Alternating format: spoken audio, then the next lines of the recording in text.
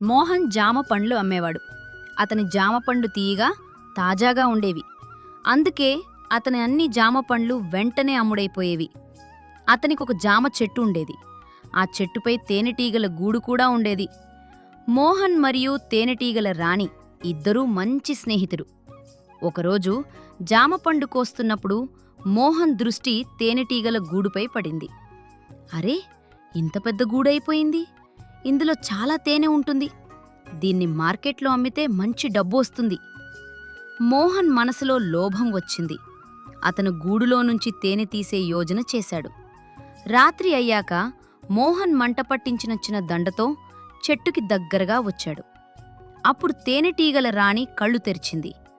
ఆహా, ఇదే సంగతి. తేనెటీగల రాణి అన్ని తేనెటీగళ్ళు లేపింది. అందరూ కలిసి మోహన్పై దాడి చేశారు. రక్షించండి, రక్షించండి! నేనలా వచ్చాను అంతే.